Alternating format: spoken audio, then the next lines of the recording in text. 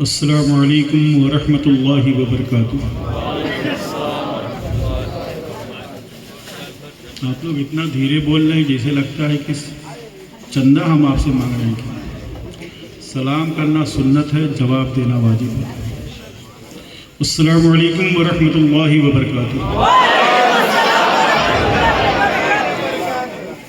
نحمدہ ونصلی ونسلم علی حبیب الکریم الحمدللہ الحمدللہ کفا وسلام علی عبادہ الذین اصطفیٰ اما بعد فاعوذ باللہ من الشیطان الرجیم بسم اللہ الرحمن الرحیم یا ایہا الذین آمنوا قوا انفسکم واہلیکم نارا صدق اللہ العظیم۔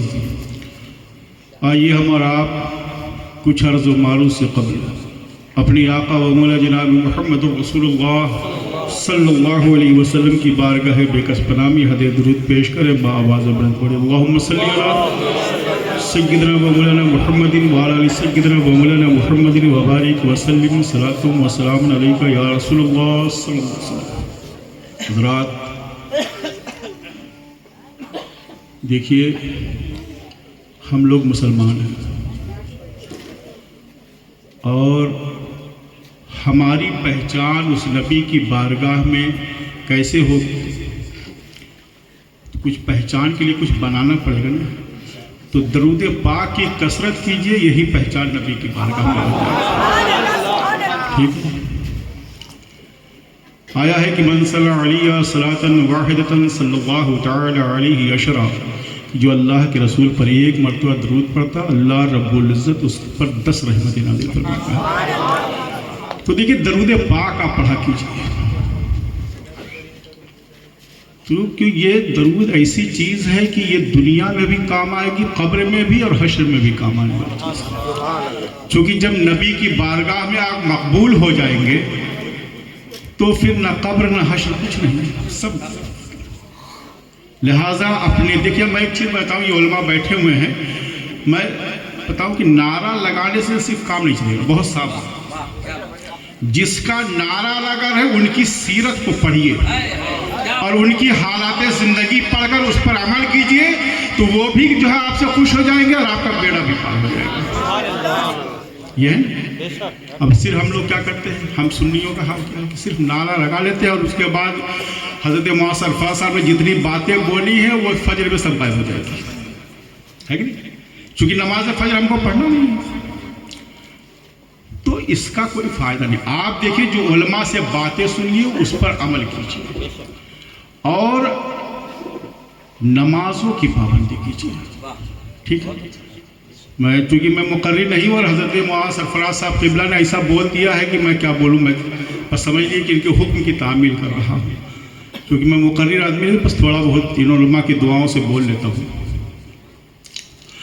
میں نے آیت کریمہ پڑھی، یا ایھا الذین آمنوا قوا انفسکم واہلیکم نارا، اے ایمان والو بچاؤ اپنے آپ کو، بال بچوں کو، بیوی بچوں کو جہنم کے عذاب سے، ہے نا؟ تو جہنم کے عذاب سے ہم بچیں گے کیسے؟ جہنم سے بچنے کا طریقہ کیا ہے؟ سرکار دو عالم صلی اللہ علیہ وسلم کے بتائے ہوئے طریقے پر اپنی زندگی کو گزاریں گے تو جہنم سے بچ جائیں گے۔ اگر ان کے بتائے ہوئے طریقے پر ہم عمل نہیں کریں گے تو سمجھ لیجئے کہ جس کا ایندھن انسان اور پتھر ہے، پھر ہم وہی لوگ ہو جائیں گے۔ آگے ایک ٹکڑا ہے، کیونکہ میں حافظ نہیں ہوں، اس لیے اس کا یہ ہے کہ پھر اس کے ایندھن کیا ہو جائیں گے، یعنی جو لکڑی جلائی جاتی ہے نا، وہ ہم ہی لوگ ہو جائیں گے۔ تو لہٰذا نبی کے فرمان پر عمل کیجئے تو زندگی کامیاب ہو جائے گی۔ اس کے لیے کرنا کیا ہوگا؟ ایک تو نماز روزے وغیرہ کی پابندی، دوسرے لوگوں کے حقوق کو مت ماریے۔ آج ہم اپنی گریبان میں جھانک کر کے دیکھیں کہ ہمارے اعمال، افعال، کردار اتنے خراب ہیں کہ لوگ دیکھتے ہیں تو کہتے ہیں کہ ارے یہ مسلمان ہے۔ آپ غور کیجئے کہ آج سے 30-35 سال کا زمانہ گزرا ہے، جب ہم لوگوں کا بچپنا تھا تو ہوتا کیا تھا کہ نماز مغرب کے بعد غیر مسلم لوگ اپنے بچوں کو لے کر کے مسجد کے دروازے پر کھڑے رہتے تھے کہ یہ لوگ اللہ کی بارگاہ میں سر جھکا کر کے آ رہے ہیں، اگر یہ دم کر دیں گے تو میرا بچہ صحت یاب ہو جائے گا۔ مگر آج کیا، آج تو وہ جانتے ہیں کہ ہم سے خراب ان کے اعمال ہو گئے ہیں۔ جو ہے شریعت مطہرہ میں جو ان کے اوپر نافذ کی گئی ہے اس پر یہ عمل پایا نہیں۔ میں بتاؤں، اللہ کے رسول صلی اللہ علیہ وسلم نے صحابہ سے فرمایا تھا کہ اے میرے صحابہ، تم میں سب سے بہتر جو ہے، تم میں سب سے بڑا مفلس کون ہے؟ تو صحابہ نے کہا یا رسول اللہ، جس کے پاس درہم و دینار نہ ہو وہی سب سے بڑا مفلس۔ آج کے زمانے میں کون مفلس ہوتا ہے؟ جس کے پاس پیسہ روپیہ نہ ہو وہی سب سے بڑا غریب ہے، سب سے بڑا مفلس ہے۔ تو اللہ کے رسول نے فرمایا نہیں، تم میں سب سے بڑا مفلس وہ ہے کہ جب قیامت کا میدان قائم ہوگا اور لوگ حساب و کتاب کے لیے جب لوگ جمع ہونا شروع ہو جائیں گے تو کچھ لوگ ایسے بھی ہوں گے جن کے پاس نماز، روزہ، حج و زکوٰۃ کا انبار ہوگا، مگر جب وہ جمع ہوں گے اور جب ان کا حساب ہونا شروع ہوگا تو ان کے ارد گرد لوگ جمع ہو جائیں گے۔ کس لیے جمع ہوں گے؟ اللہ فرمائے گا کہ یہ لوگ کیوں جمع ہیں؟ تو لوگ کہیں گے پروردگار آج یوم الجزا ہے، اور تو نے فرمایا کہ فمن یعمل مثقال ذرۃ خیر یرہ ومن یعمل مثقال ذرۃ شر یرہ۔ جو ذرہ برابر نیکی کیے ہوگا آج اس کا بھی بدلہ ملے گا، جو ذرہ برابر گناہ کیے ہوگا آج اس کا بھی بدلہ ملے گا۔ کہ اللہ اس نے میرے ساتھ یہ کیا ہے، یہ کیا ہے، یہ کیا ہے، اس نے مجھ پر تہمت لگائی ہے، اس نے جو ہے میری بہن بیٹیوں پر تہمت لگائی ہے۔ ہوتا کہ نہیں ہوتا ہے؟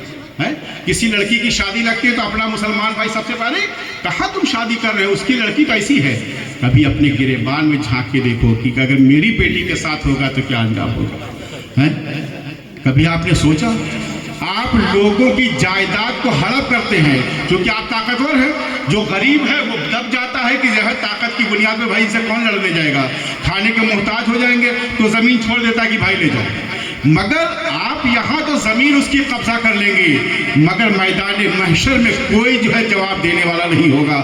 وہاں جب پکڑ ہوگی، گرفت ہوگی تو لوگ کہیں گے کہ اللہ مجھ سے خطا ہو گئی، میری خطاؤں کو معاف فرما دے۔ اب وہاں تو دروازہ بند ہو چکا ہے، تو لہٰذا جب لوگ جمع ہوں گے تو اتنے زیادہ لوگ جمع ہو جائیں گے کہ جو ہے اس کی جتنی نیکیاں ہیں سب لوگ لے لیں گے، اس کے باوجود بھی اس کے جو ہے اس کے جو ہے قرضدار باقی رہیں گے، اور یہاں تک کہ اللہ فرمائے گا کہ اب لوگوں کے گناہ ان کے سر پر ڈال دو۔ تو ایسی عبادت سے کیا فائدہ؟ عبادت آپ کیجئے مگر حقوق العباد بھی ادا کیجئے۔ جو بندوں کا لایا ہے کہ جو ہے حقوق اللہ تو معاف ہو جائے گا، مگر بندے کا حق معاف نہیں ہوتا ہے۔ لہٰذا بندے کا حق نہ دبائیے، کسی کے حق مت دبائیے، آپ کا چاہے پڑوسی ہو چاہے کوئی ہو۔ اور وہاں ایک چیز میں بتاؤں، یہ صرف مسلمان ہی کے لیے نہیں ہے، اگر آپ کا پڑوسی کافر بھی ہے تو اس کے ساتھ بھی حسن سلوک کیجیے، چونکہ شریعت میں کوئی ایسی آپ مثال نہیں دے سکتے کہ اللہ کے رسول نے فرمایا ہے کہ اگر تمہارا پڑوسی جو ہے کافر و مشرک ہو تو اس کے ساتھ حسن سلوک نہ کرو، چونکہ اگر آپ جو ہے سلوک اچھا کریں گے، آپ کے کردار کو دیکھ کر کے، آپ کے اعمال کو دیکھ کر کے وہ کہے گا جب ان لوگوں کا یہ عالم ہے تو ان کے دین اور اسلام کا کیا ہے۔ لہٰذا آپ اس چیزوں پر غور کیجیے۔ مجھ کو تقریر نہیں کرنا، بس بڑی باتیں میں بتا دیتا ہوں، بس اس کے بعد بات ختم ہو جائے گی۔ چونکہ میں اس علاقے میں پہلی مرتبہ آیا ہوں، میں تو کلکتہ آتا رہتا ہوں مگر یہ علاقہ میرے لیے پہلی مرتبہ میں اس جگہ آیا ہوں۔ میں بتاؤں، اللہ کے رسول صلی اللہ علیہ وسلم نے جب نبوت کا اعلان کیا تھا، دیکھیے میں بتاؤں، میرا ماننا یہ ہے کہ ہم نبی کے وفادار اس وقت کہلائیں گے جب نبی کے بتائے ہوئے طریقے پر عمل کریں گے۔ تھوڑا بات میں سخت بول رہا ہوں مگر حقیقت یہ ہے کہ ہم نبی کے وفادار کب کہلائیں گے کہ جب نبی کے بتائے ہوئے طریقے پر چلیں گے تو ہم نبی کے وفادار ہو جائیں گے، اور جب نبی کے وفادار ہو جائیں گے تو دنیا بھی کامیاب ہے، آخرت بھی کامیاب ہو جائے گی۔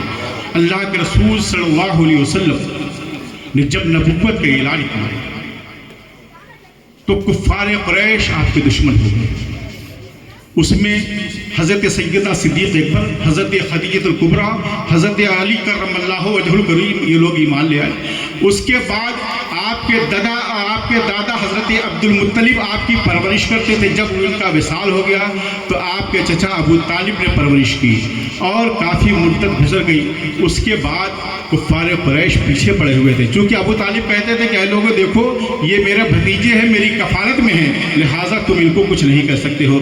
اور بڑی قربانیاں آپ نے دی ہیں، بہرحال اس کو نہیں. مگر اللہ کے رسول صلی اللہ علیہ وسلم جس سال ابو طالب کا انتقال ہوا اسی سال حضرت خدیجہ الکبریٰ کا بھی انتقال ہو گیا. اس سال کو عام الحزن کہا جاتا ہے، غموں کا سال کہا جاتا ہے، کیونکہ ایک طرف حضرت جو ہے جناب ابو طالب کا انتقال ہو گیا اور دوسری طرف جو ہے جنہوں نے جو ہے اسلام کے لیے اپنی پوری دولت کو قربان کر دیا، حضرت خدیجہ الکبریٰ، ان کا بھی وصال ہو گیا، لہذا یہ غموں کا سال کہا جانے لگا.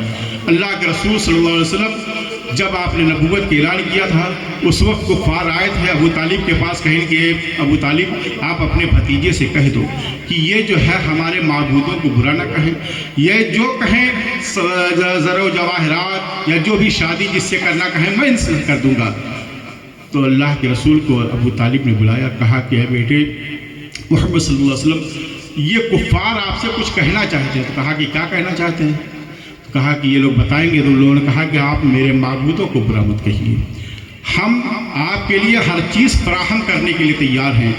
تو اللہ کے رسول نے جانتے ہو کیا کہا تھا؟ کہا اے چچا اگر یہ لوگ میرے ایک ہاتھ پہ سورج لا کر کے رکھ دیں اور ایک ہاتھ پر چاند لا کر کے رکھ دیں اور کہہ دیں کہ میں اللہ کی وحدانیت کا اعلان بند کر دوں تو یہ نہیں ہو سکتا، یا تو میری گردن مار دے ورنہ میں اس بات کا اعلان کرتا. اس کے بعد جب سزا کا وصال ہو گیا ابو لہب بیٹھ گیا. ابو لہب مکے کا سردار ہو گیا. ابو لہب تو شروع سے دشمن تھا اللہ کے رسول. اس نے کہا کہ میں تم لوگوں کو اجازت دیتا ہوں کہ تم محمد عربی صلی اللہ علیہ وسلم کے ساتھ جو چاہو کرو، میں کچھ بولنے والا نہیں. بتائیے جس قبیلے کا سردار ہی دشمن ہو جائے تو پھر رعایا کیا کرے گا؟ اس کی مثال آج ہم لوگ. تو اللہ کے رسول صلی اللہ علیہ وسلم طائف تشریف لے گئے اور طائف جانے کے بعد آپ نے وہاں تین بھائی تھے، تینوں سے آپ نے کہا کہ تم مجھ کو پناہ دے دو. اس میں سے ایک نے کہا کہ دیکھیے آپ ہم سے اس متعلق بات مت کیجیے، ہم آپ کو کچھ نہیں کر سکتے. دوسرے سے کہا تو اس نے کہا کہ معاذ اللہ کو آپ کے علاوہ کوئی شخص اور رسول بنانے کے لیے نہیں ملا تھا. یہ اس نے کہا کفری جملہ، کافر تھے ہی. تیسرے نے کہا کہ دیکھیے ہم نیوٹرل نہیں ہیں، اگر آپ نبی ہوئے اور اگر ہم آپ کے خلاف ہو گئے تو ہم برباد ہو جائیں گے. اور کہا کہ اگر آپ نبی نہیں ہوئے تو ہم ایسے لوگوں سے بات نہیں کرنا چاہتے ہیں. اس کے بعد اللہ کے رسول جب وہاں سے چلنے لگے تو ان سبوں نے اوباش لوڈوں کو کہا کہ یہ جار ہیں، ان کو پتھر مارو. اللہ کے رسول جب طائف سے چلنے لگے ہیں تو جب اللہ کے رسول اپنے پاؤں جو ہے قدم مبارک کو اٹھاتے تھے تو سب پر قدم مبارک پر پتھر مارتے تھے، یہاں تک کہ آپ کے قدم مبارک جو خون سے بہنے لگے، آپ کے نالین مبارک میں خون بھر گیا. اللہ کے رسول ایک جگہ بیٹھ جاتے ہیں. اس کے بعد بیٹھنے کے بعد وہاں کے اوباش لوڈوں نے آپ کو کھڑا کر دیا کہ چلے جاؤ یہاں سے. اللہ کے رسول جب وہاں سے نکلتے ہیں تو اس کے بعد ہوتا کیا ہے، جب وہاں سے چلنے لگے ہیں تو سبوں نے اتنا آپ کو زخمی کر دیا تھا. اللہ کے رسول نے جو ہے وہاں پر جو ہے تھوڑی سی آپ کو جو ہے اللہ کی بارگاہ میں فریاد کی کہ اللہ تو میری مدد فرما دے، یہاں پر کوئی سننے والا نہیں. اسی دوران حضرت جبریل آتے ہیں، کہتے یا رسول اللہ ارشاد فرماتا ہے پہاڑوں کو کہ فرشتے ہیں کہ اگر آپ حکم دیں تو میں ان کو دبا کے پست کر کے برباد کر دوں.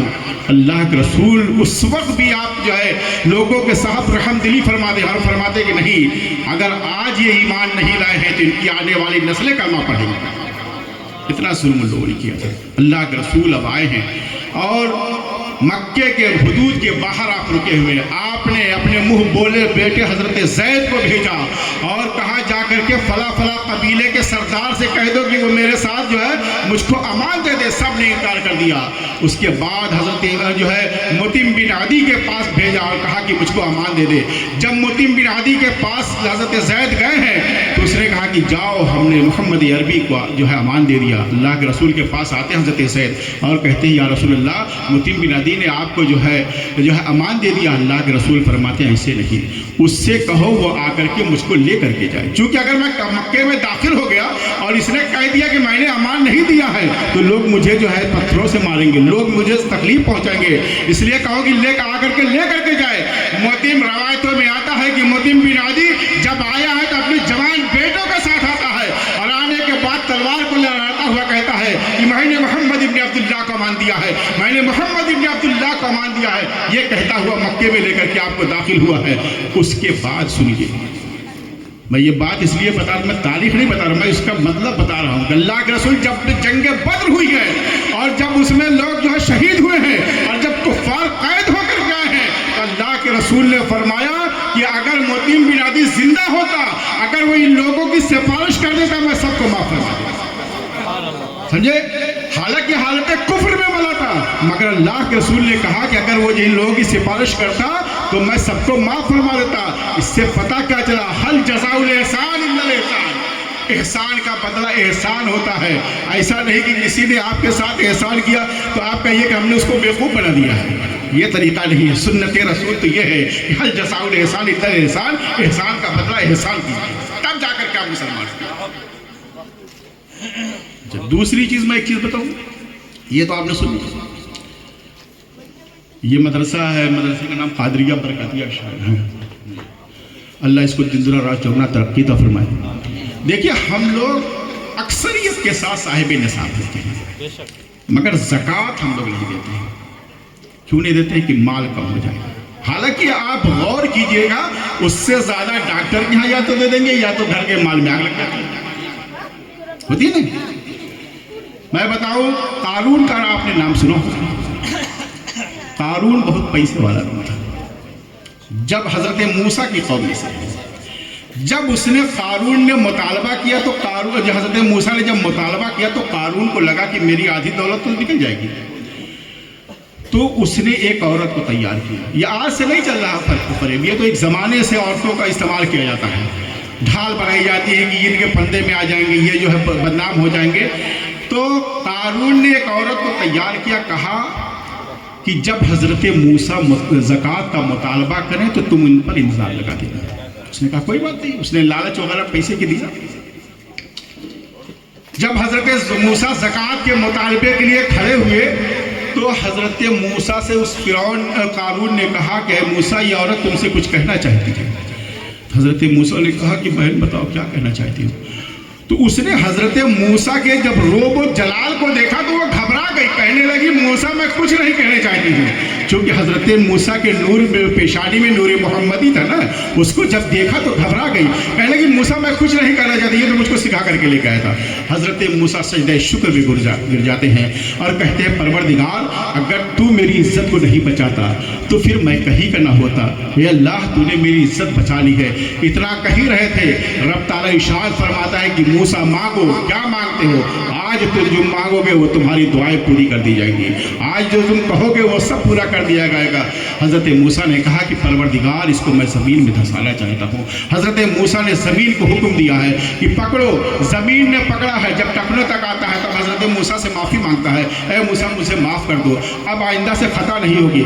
گھٹنوں کے بل چلا گیا, کمر کے, پھر جو ہے سر کے بل, یہاں تک کہ جب گردن رہ گئی اس کے باوجود بھی معافی مانگ رہا تھا. مگر حضرت موسیٰ اتنے جلال میں تھے کہ حضرت موسیٰ معاف کرنے کے لیے تیار نہیں تھے, یہاں تک کہ زمین کے اندر دھس گیا. اس کے بعد حضرت موسیٰ جب کوہ طور پر گئے ہیں اور جانے کے بعد اللہ سے ہم کلام ہوتے ہیں تو پروردگار ارشاد فرماتا ہے کہ اے موسیٰ کلیم, تم اتنے سخت ہو گئے تھے, اتنے پتھر دل ہو گئے تھے کہ وہ بار بار تم سے فریاد کرتا رہا, تم سے معافی مانگتا رہا, تم نے معاف نہ کیا. اے موسیٰ, اگر وہ میری بارگاہ میں ایک مرتبہ رجوع کر لیتا میں اس کی خطاؤں کو معاف فرما دیتا. تو وہ تو حضرت موسیٰ کی امت میں ہے. ہم تو اللہ کے رسول رحمت عالم صلی اللہ علیہ وسلم کی امت میں ہیں. اگر ہم لوگ صدق دل سے توبہ کر لیں تو یقیناً اللہ رب العزت ہماری خطا معاف فرما دے گا. مگر ہم لوگوں کا کیا حال ہے کہ ہم لوگ جب مولانا لوگوں کو دیکھتے ہیں کہتے ہیں کہ مولانا صاحب توبہ آپ نے کر لیا ہے, اب آئندہ سے نہیں ہوگا.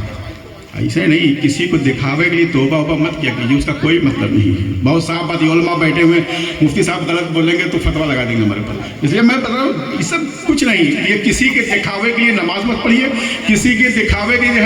آج کل میں نے دیکھا ہے الحمدللہ ان علماء کی دعاؤں سے میں پورے ہندوستان میں گھومتا ہوں, میں نے دیکھا ہے رمضان کے ایام میں لوگ بھکر بھکر منہ میں پان کھائے ہوئے رہتے ہیں. کمزور ہے, پورا دن ٹھونستے رہتے اور کہتے ہو کمزور ہے. یہ کنڈیشن ہے.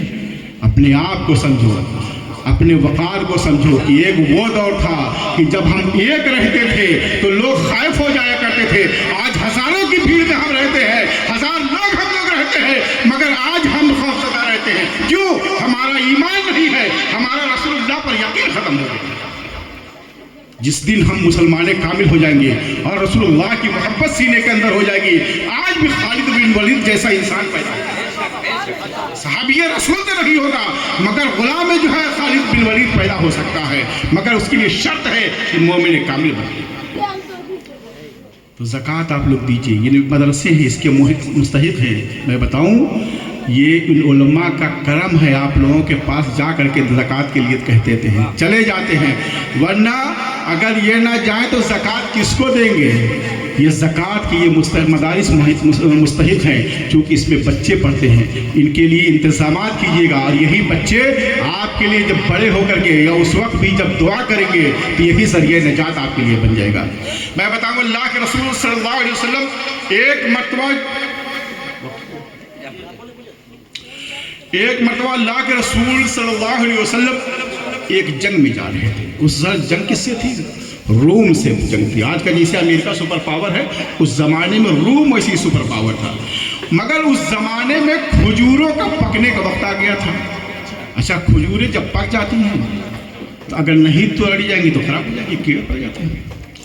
تو کفار تانا دیتے تھے, کہیں دیکھو یہ جا رہے ہیں روم سے لڑنے کے لیے, مارے جائیں گے اور ادھر ان کی فصل بھی خراب, کہیں دونوں طرف سے گھاٹا ہو جائے گا. کہیں ادھر جو ہے ان کی فصل خراب ہوگی, یہ لوگ مار لیے جائیں گے, ختم ہو جائے گی بات.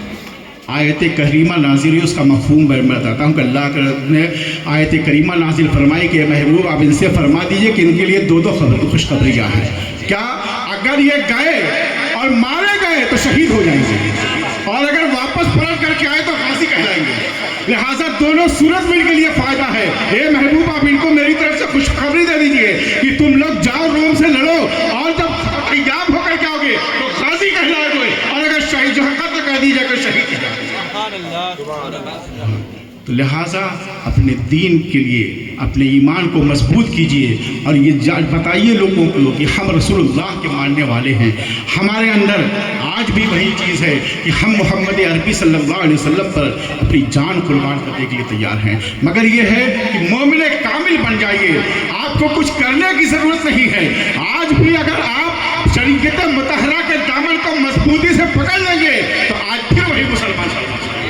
مگر یہ ہے کہ آپ اپنے اندر سے جو گندگیاں ہیں اس کو نکال دیجئے, ان برائیوں کو ختم کر دیجئے, جو بےہودگیاں آپ کے اندر ہیں اس چیز کو ختم کر دیجئے. لوگوں کے ساتھ حسن سلوک کیا کیجئے.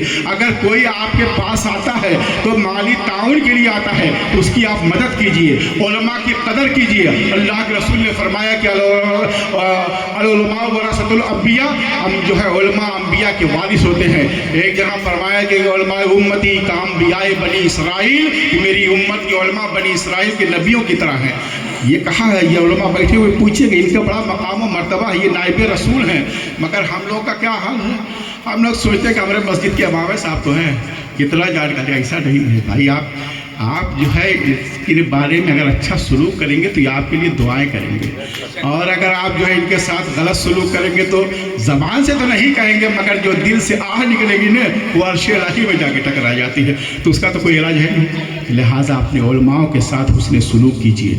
اور یہ جلسہ جو ہوا ہے آپ لوگ عہد کر کے اٹھیے کہ ہم لوگ نمازوں کی پابندی کریں گے, رمضان کے روزے پورے رکھیں گے, اگر اللہ نے استطاعت دیا ہے تو ہم حج کریں گے اور زکوٰۃ ادا کریں گے. یہ سب چیزیں آپ لوگ سوچ کر کے اٹھیے. ایسا نہیں کہ میں نے کچھ کہا. میں ایک چیز بتاؤں, یہ علماء نے میری تعریفیں بہت کی ہیں. میں تو سمجھتا ہوں اس روئے زمین پر سب سے گنہگار اور سب سے بدترین شخص میں ہی ہوں. چونکہ دیکھیے میں ایک چیز میں بتاؤں, یہ میں ایسا نہیں کچھ کہہ رہا ہوں, بس یہ ہے کہ اللہ اگر مغفرت فرما دے گا, قبر کی منزل پار ہو گئی تو ہم ہی بہتر ہے, ورنہ ہم سے بہتر آپ لوگ ہیں. اس لیے کسی کو حضرت شیخ سعدی نے فرمایا ہے کہ چواہن گنت رفتن جانے پاک چہ تخت مردن چہ ضروئے خاک, جب پاک جہاں جانے کے ارادہ کرے. میں بتاؤں یہ علماء بیٹھے ہوئے ہیں, میں جبہ وغیرہ بہت کم پہنتا ہوں, کہیں لوگ بہت کہتے تو میں پہن لیتا ہوں, ورنہ مجھ کو جتنا سادہ لباس میں اچھا لگتا ہے مجھ کو کچھ جمتا نہیں اتنا، چونکہ حضرت شیخ سعدی کا وہ جملہ مجھ کو بڑا یاد آتا. آپ نے فرمایا، یہ علماء سے پوچھئے گا کہ آپ نے فرمایا کہ جب پاک جان جانے کا ارادہ کرے، یعنی جب انسان کے مرنے کا وقت قریب آ جائے، کیا تخت پر مرنا کیا زمین پر مرنا سب تو برابر ہی ہے، جانا سب کو وہیں پر ہے، اور وہاں پتہ چلے گا کہ کون کتنا بڑا عالم تھا اور کون کتنا بڑا متقی پرہیزگار تھا. یہ تو وہاں پہ انجام پڑا چلے گا. میں ایسا نہیں کہ میں کہہ دوں کہ چلیے میں بھی اپنی ضمانت دیتا ہوں، آپ کیا رہے میں اپنے بیڑے کو پہلے پار کر لوں. حقیقت بتا رہا ہوں مفتی صاحب کہ پہلے اگر اپنا بیڑا پار ہو جائے گا تو انشاءاللہ آپ لوگوں کو بھی پار کروا دوں گا. بس دعا کیجیے میرے حق میں بھی اور ان علماء کے حق میں کہ اللہ ہم لوگوں کا قبر اور حشر بہتر فرما دے، اور آپ لوگوں کا بھی قبر اور حشر بہتر فرما دے. الہ العالمین، جو کچھ میں نے کہا ہے اللہ اس سب پر ہم کو بھی عمل کرنے کی توفیق عطا فرما دے، اور یہاں پہ جتنے سنی مسلمان بھائی ہیں ان سب کو عمل کرنے کی توفیق عطا فرما دے. اور ایک چیز میں آخری میں بتا دوں، اعلیٰ حضرت فاضل بریلوی قدس سرہ العزیز آپ نعرہ لگاتے ہیں، یہ علماء بیٹھے ہوئے پوچھئے گا، آپ ان کی حالات زندگی کو پڑھیے. صرف آپ غریب نواز کا نعرہ لگاتے ہیں کہ غریب نواز کا دامن نہیں چھوڑیں گے، اعلیٰ حضرت کا دامن نہیں چھوڑیں گے، غوث پاک کا دامن نہیں چھوڑیں گے. آپ ان کی حالات زندگی کو پڑھیے کہ کیا انہوں نے ایسے ہی زندگی گزاری تھی. نعرہ لگانے سے وہ خوش نہیں ہوں گے، جب ان کے نقش قدم پر چلیں گے تو خوش. میں بتاؤں اعلیٰ حضرت فاضل بریلوی کا جب آخری ایام تھا وصال کے قریب، آپ نمازوں کے لیے، نماز جماعت کے لیے مسجد میں نہیں جا پاتے تھے، تو ایک دن آپ نے فرمایا کہ لوگوں مجھ کو جو ہے لے کر کے چلو. آپ گھسٹتے ہوئے مسجد کے سیڑھی پر گئے تھے اور اس کے بعد نماز جماعت سے آپ نے پڑھی تھی. یہ کردار اگر آپ کے اندر پیدا ہو جائے گا تو یہ قبر بھی آسان ہو جائے گی، آخرت بھی آسان ہو جائے گی، مگر یہ ہے کہ شرط ہے نمازی بن گئے. اور اعلیٰ حضرت فاضل بریلوی کو صرف نعروں سے مت یاد کیجیے، ان کی عقیدت کو اپنے دل میں بسائیے، ان کے بتائے ہوئے طریقوں پر اپنی زندگی گزاریے تو دنیا بھی کامیاب ہوگی، آخرت بھی کامیاب ہوگی. استغفر اللہ ربی من کل ذنب و اتوب.